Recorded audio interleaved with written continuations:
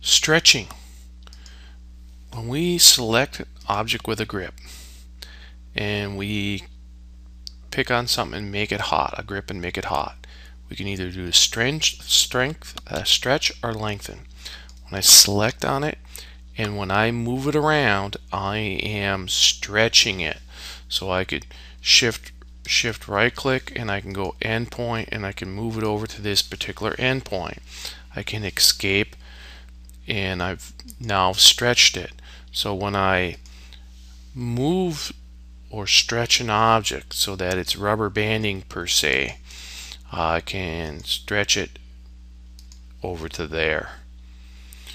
Now when I pick it and I can, when you see that little box pop up, then I can actually hit the control key and I can switch it to lengthen. You'll see on the command line it is switched to lengthen. Lengthen means I can lengthen this line now.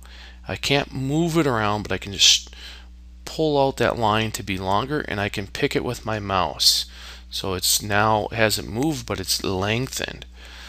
So when I pick on it and pick on the endpoint, I can actually put it into the lengthen mode by hitting the control key, and that switches to lengthen it, and I can then tell it any direction I want it, any size I want it to be. So if I want it to be exactly 10 on my dynamic input, I can type in 10 and I can hit enter, and now it's 10 units long. I hit escape and get rid of my grips that are selected. Also, if I pick on the object and I make this one hot, notice on the command line I get base point, copy, undo, and exit.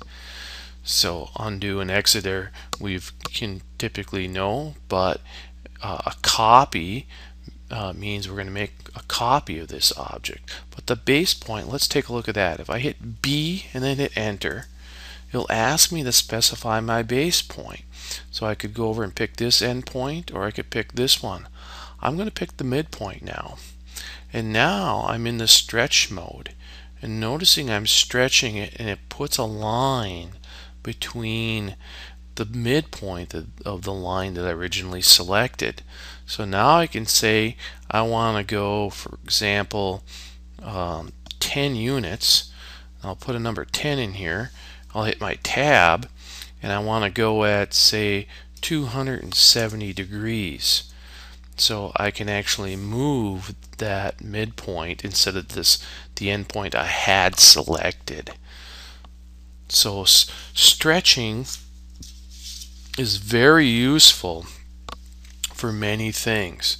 If I have some lines, something to this effect, and I want to stretch two lines at once, I can pick that shared line and I can stretch them together, and that turns out to be very useful in editing geometry.